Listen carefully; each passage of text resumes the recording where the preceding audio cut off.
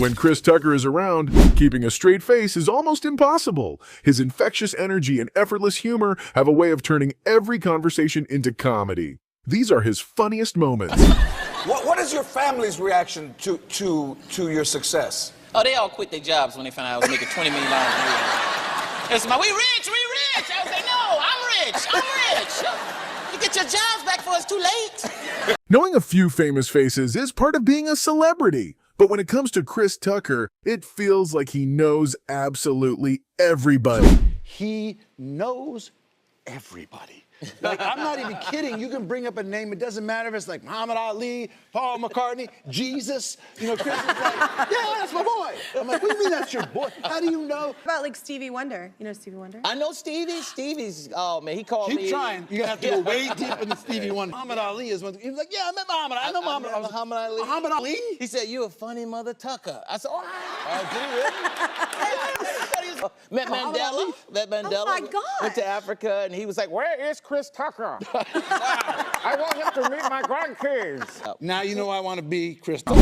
Is Donald Trump your president? What, do you consider him your president? Start with. You mean Donald? Are you serious? Believe me. Believe me. I know Chris Tucker. He's a great comedian, great guy. I like him. It's true. I do like him. I met him. I didn't say much, but I said hello. Believe me. Chris Tucker has a knack for impersonating just about anyone. The only problem is, every so often it gets him into trouble. Trips. I went to Africa one time with Bill Clinton. He invited me to Africa, man. He invited me. He said, Tucker, you want to go to Africa with me? I think you'll like it. You're black. I'm black. I think you'll like it. So I started doing the impressions, man. Everywhere we went, he wanted me to do them. We were in little parties at night. Tucker, come do me. Come do me. Come on over here. Well, every country we went to, finally I got tired. We got to Nigeria. He wanted me to do it in front of the president of Nigeria. He said, Tucker, come on. Come do me. Come do me.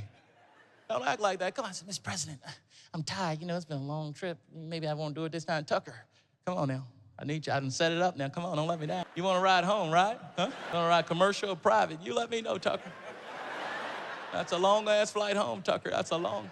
Some stars are constantly in the spotlight. Others, like Prince, are rarely seen up close. But when you finally meet someone like him, you quickly realize he was unlike anyone else. And Prince came over and said, hey, but he, you know, Prince is shy, so I didn't know. I just heard this noise behind me, and I didn't know what it was. He just trying to get my attention. He was like, ooh. I was asking my friends, I was like, what's that noise? He was like, ooh. He said, man, that's Prince trying to get your attention. He's small, so I was like, hey, Prince, how you doing? So he was like talking to me, but he was licking on his fingers when he was talking to me. I was kind of, he was like, how you doing? You like the show as a girl? Thank you for coming, Chris. I love you. You're funny.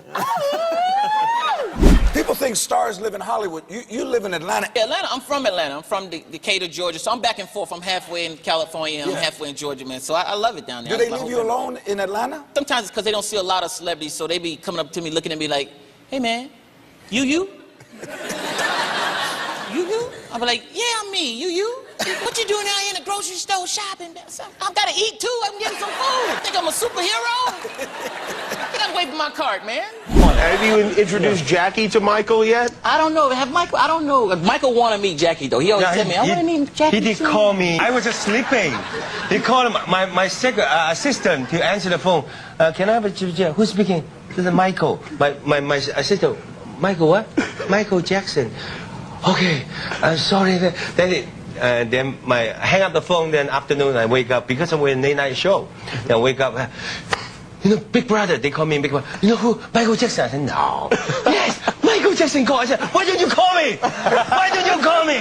He talked so low. He probably thought somebody was playing on the phone. Yeah, well, it could have been Michael. That could have been the case. Speak up, Michael Jackson. Critter, beat it. Well. When you reach Michael Jackson's level of fame, even a quick trip outside becomes a major operation. As Chris Tucker learned, Michael didn't always see it that way. We did one time we went to a mall. We was out. Michael wanted to go to the record store or something, and he forgot he was famous. He was like, I gotta go to the mall. Go to the mall. And we finally said, Michael, you can't go in the mall, man. You forgot who you are. He said, well, let's go. And only thing was in the car was a Spider-Man mask. So Michael said, I'll put this on. We'll go in and we get. I said, Michael, you can't do that. Spider-Man ain't gonna just be walking through the mall. Ain't nobody they gonna know it's you, Michael. He's like, no, he won't. Chris, it'll work. It'll work. We go in the mall, and he was getting away with it until people figured it out, because I was with him, and he was like, Chris, is that Michael Jackson in that Spider-Man mask? No, that's Spider-Man. That's Michael Jackson. All of a sudden, the mall went crazy, and they had to scoot us out. You should have seen it. Chris Tucker has a story for just about every celebrity out there. But when it comes to Michael Jackson, those stories are on a completely different level. Do you ever go in public anywhere with Michael Jackson? Because what's that like? You know what? We go to the movies sometimes. We go to the movies. Both of us like going to the movies. So we go to the movies, but it's hard because Michael got to sneak in the movie right before it starts. So Michael come in there like with a ninja suit on. He's hiding and all black. All of a sudden, I'm sitting there, where's Michael? And then I turn around, he's like, hey, Chris. I'm like, oh, man. How long you been here? About 5 minutes. I'm sorry. Did I scare you? Sorry, Chris. We watching the movie. He's the loudest person in there. Really? You know? Yeah, he's watching the movie like, hee hee. I said, Michael, would you shut up before people see you? I'm sorry, it was funny, Chris. Yeah. I don't even remember the song. You should see him how to sing Michael Jackson. I sing all the time. You do sing Michael Jackson.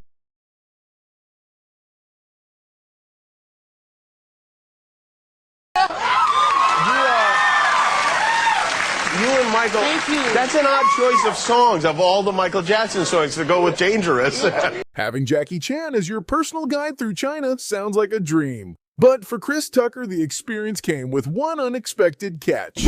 What's it like in China with Jackie Chan? Is it just ridiculous? He's the man. Jackie owned everything. He's like, you like hotel? He said, you like hotel? I said, yeah, it's my hotel. That's my hotel. No. So I got to do more movies. And then he was like, wow, you over here. I said, I came to see you. What do you think I'm over here for? You're the only person I know in China. He really just goes over and just like walks around with like 15 people, and then I'm like in the back of the 15 people. Jackie, wait up, hold up. This don't look right, man. We supposed to be together. He's like, oh, come on, restaurant. We go to the restaurant. Michael Jackson had a reputation for being incredibly generous to the people he loved, and Chris Tucker was about to discover just how generous he could be. He would give you anything if you liked something. Like I was just complimenting a flat screen TV he had, and he gave it to me. I was like, Michael, I didn't want the TV. But then the black came out of me. I started liking everything after that. I was like, Michael, I like that Rolls Royce. That's a bad Rolls Royce. Not the old one, the new Rolls Royce, right there. He was like, you like it, Chris? I said, yeah, I like it. He said, you sure you like it? I said, yeah, I like it. He said, well, you better go buy one, because I ain't giving you my Rolls. I gave you a TV? Damn.